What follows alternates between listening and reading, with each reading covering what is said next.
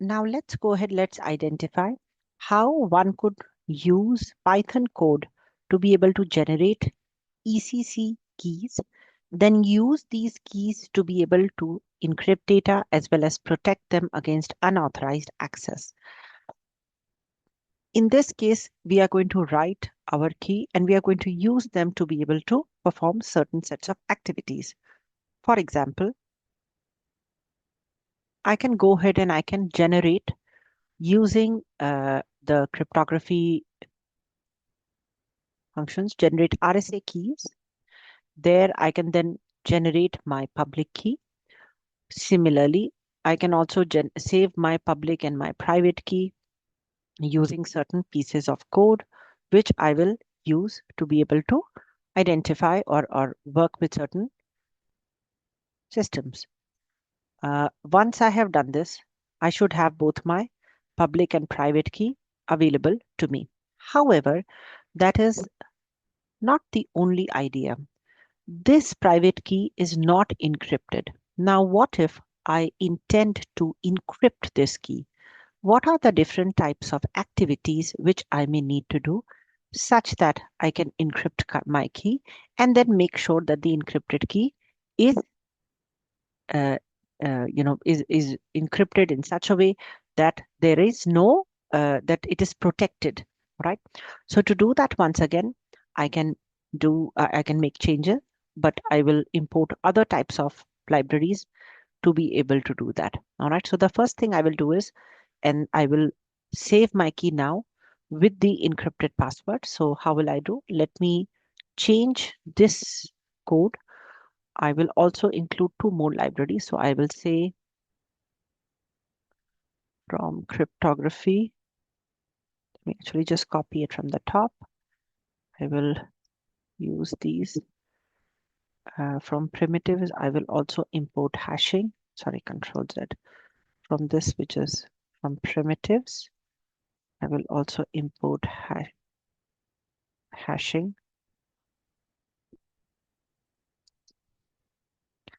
And I will also have from here, I will also use backends for default backend. So this will not only save this script, all right, so this is, but I will also now have a student ID. So if I have a student ID, let me give my student ID as 1, 2, 3, 4, 5, 6, 7, 8, 9. Okay, I will use the student ID. So when I'm generating my private key, once again, I have my public exponent, I have my key size, may use, sorry, I will use also use comma backend default. Okay, and then I will again generate my public key, which is fine. I will here I will encrypt it. So I will say with the open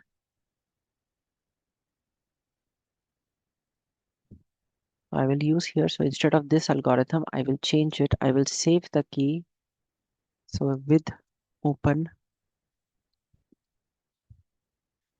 private key, all right, and I will do f.write private key bytes encoding serialization PEM.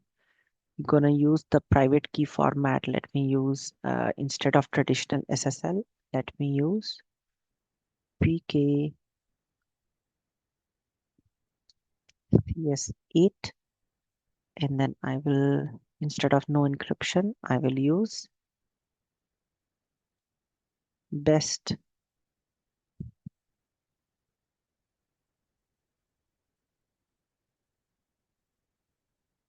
available encryption, and I will also do student ID dot encode. Sorry, student ID dot encode. Let me just encode it like this. No other change. Okay. All right. And I think I have made some mistake here. So I think one bracket is left for me. Okay, so another bracket close. Okay. And sorry, this should be open, my bad. Okay. All right. Similarly, I can also save my public key. Once again, I will do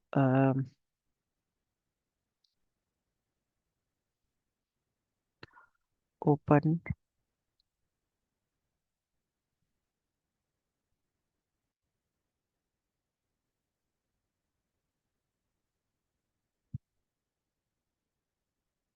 public key bytes, PEM public key again. Yeah, I think this should be sufficient, and I will close it back in. And then similarly, I will I can print my keys, and okay, that should be sufficient for me. Now, what if I need to use this to perform encryption and decryption? All right. So now what if I want to use these to use it to encrypt a file? That would be a separate type of program. So I'm just going to remove this code. This is no longer required, but this is the code that we will use. Now, what if I want to have another file? So let me do new. Okay. Let me create another piece of code to encrypt. So hold on.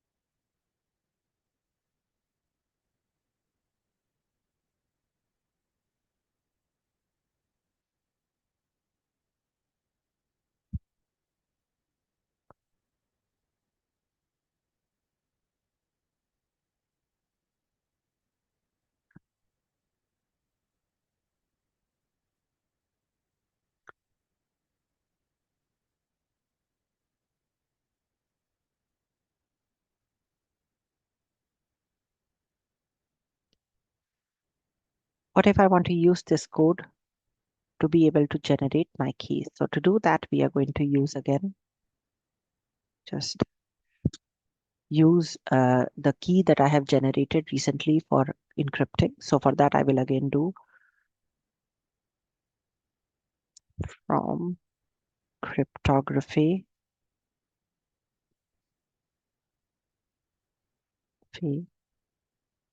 dot hazmat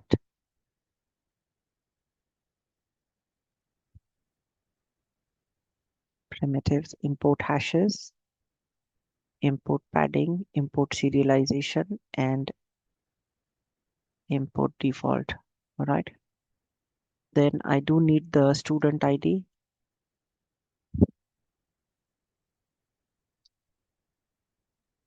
Yeah, 1, 2, 3, 4, 5. And I will now do, I will load the key. So to load the key, I will do with open private key. Okay. And then I will load my key. But here the password is student ID dot encode.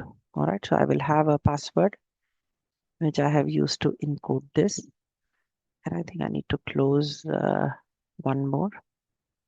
And then once I have encoded this, I will also use my public key. So this would be again here. Just gonna see again. There's something that I have missed. Okay, is this correct? This is fine. Yeah, that's it. Then I will use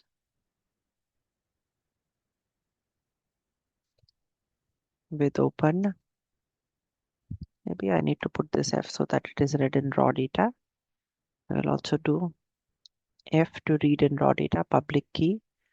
Once again, extracting it out, and then I will use it to encrypt the file. So I will say with open message, or I think the file is called encrypt.id, right? So let me do with open encrypt. I will say encrypt underscore it dot txt. Sorry about that. This is not correct. I will say plain text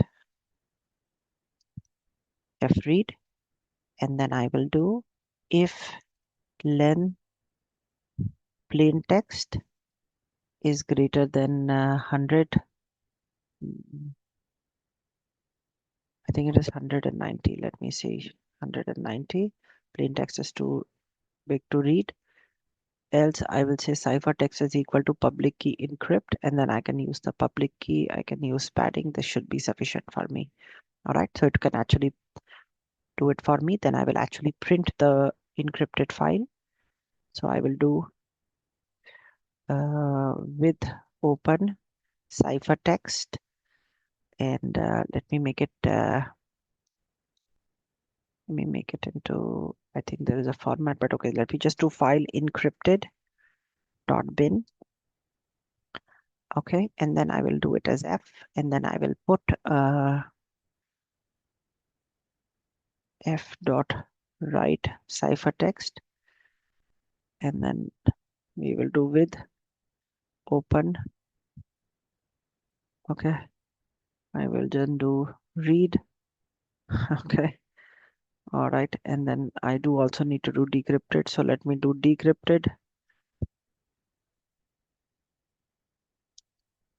is equal to the private key decrypt. Okay, so let me, yeah, that's the one. We will do private key decrypt, and then I also, so private key decrypt.